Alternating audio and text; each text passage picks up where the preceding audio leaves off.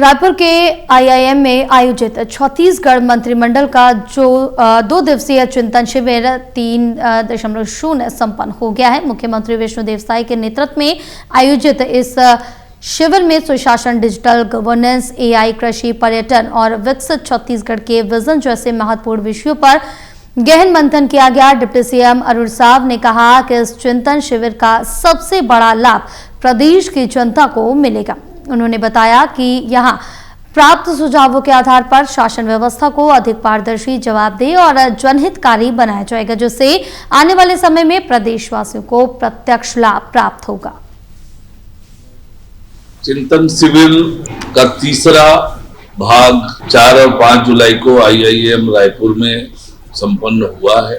कई महत्वपूर्ण विषयों पर अलग अलग विशेषज्ञों ने अपने विचार रखे। गौर गोपाल दास जी मोटिवेशनल स्पीकर का मार्गदर्शन प्राप्त हुआ कि एक शासन प्रणाली किस तरह से होनी चाहिए।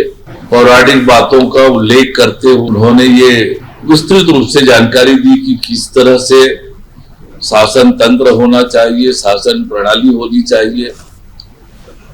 प्राकृतिक खेती को लेकर बृहद चर्चा 2 अलग अलग सत्रों में हुई कि आखिर प्राकृतिक खेती क्या होती है, उसके क्या लाभ हैं और अभी ये कहां हो रहा है।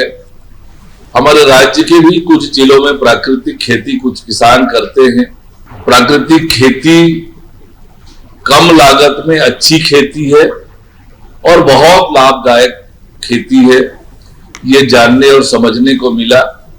रासायनिक खेती का क्या नुकसान हमें हो रहा है, इसकी बृहद चर्चा हुई। तो निश्चित रूप से ये जानकारी भी हमारे लिए महत्वपूर्ण रही। पर्यटन के क्षेत्र में छत्तीसगढ़ में हम क्या क्या कर सकते हैं, दुनिया में पर्यटन के लिए क्या हो रहा है, देश के जीडीपी में, छत्तीसगढ़ की जीडीपी में टूरिज्म का कितना योगदान है, क्या संभावनाएं हैं, क्या क्या करना चाहिए टूरिज्म बढ़ाने के लिए, इन सब बातों पर बहुत विस्तार से बातचीत हुई है। ऐसे ही अन्य कुछ विशेषज्ञ अपनी बातों को उन्होंने रखा है।